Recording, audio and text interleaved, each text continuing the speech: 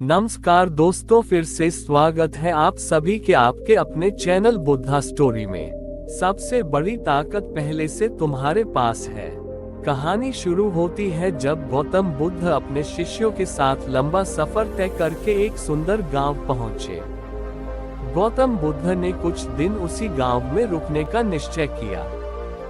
गौतम बुद्ध के आने का समाचार गांव में आग की तरह फैलने लगा और कुछ ही देर में गौतम बुद्ध के आसपास लोगों इकट्ठा होने लगे और जमावट बढ़ने लगा।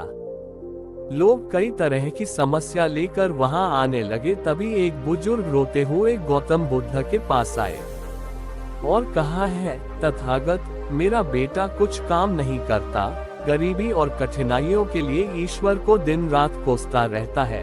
जब मैं समझाता हूँ तो मुझसे ही बहस करने लगता है और घर का माहौल खराब हो जाता है। तथागत, मैं जानता हूँ कि वह अपना नुकसान कर रहा है, लेकिन मुझे समझ नहीं आता कि मैं उसे सही रास्ते पर कैसे लाऊं। गौतम बुद्ध मुस्कुराए और बुजुर्ग व्यक्ति से बोले, आप कोई बहाना बनाकर अपनी बेटा को मेरे पास ले आइए। बुजुर्ग व्यक्ति ने कहा, तथागत, मेरा बेटा किसी की बात नहीं सुनता, सबसे बहस करता है। मुझे डर है कहीं वो आपको भी कोई गलत बात ना कह दे।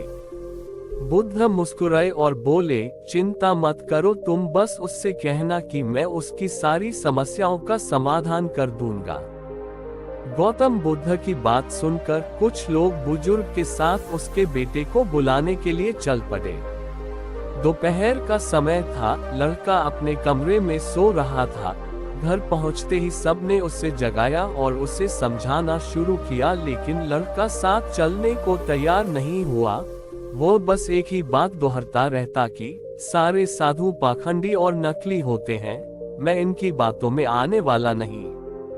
लेकिन जब गांव वालों ने उससे बताया कि बुद्ध उसकी हर परेशानी का समाधान कर देंगे, तब जाकर वह गौतम बुद्ध से मिलने को राजी हुआ। जीवन में बदलाव कैसे लाएं?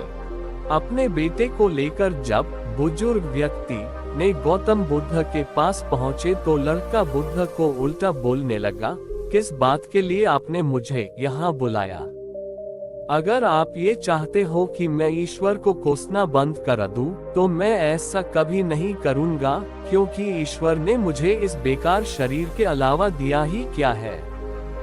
धन जो शरीर के लिए जरूरी है वह तो मुझे मिला ही नहीं। अगर आप मेरी धन की समस्या खत्म कर सके तो ठीक है, नहीं तो अपना बेरिया बिस्तर समेटिए और आगे बढ़िए। लड़के की बातें सुनकर गौतम बुद्ध मुस्कुराने लगे और बोले, मेरी दोस्त, मैं तुमसे ईश्वर की कोई बात नहीं करता, लेकिन याद रखो कि व्यक्ति के सुख और दुख का कारण उसके कर्म ही होते हैं। इसलिए किसी और को कोसने की बजाय अगर तुम मेहनत करोगे तो तुम्हारा जीवन आसान हो जाएगा। गौतम बुद्ध की बात सुनकर वह लड़का आग बबूला हो गया और कहने लगा, मुझे आपके भाषण से तो नींद आ रही है, इससे तो अच्छा मैं घर में सो रहा था। मैं यहाँ सिर्फ आपसे मदद के लिए आया हूँ। अगर आप मेरी समस्या हल कर सकते हैं तो कहे, नहीं तो गांव से चले जाइए। गौतम बुद्ध थोड़ी देर शांत रहे और समझ गए कि यह लड़का बहुत अड़ियल किस्म का है।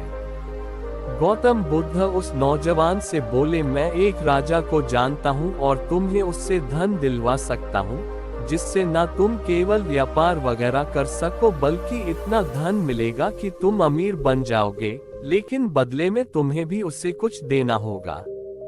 वह लड़का बोला, मैं राजा को क्या दे सकता हूँ, मेरे पास तो कुछ भी नहीं है। गौतम बुद्ध ने कहा, राजा का एक पुत्र है जो जन्म से ही नेत्रहीन है।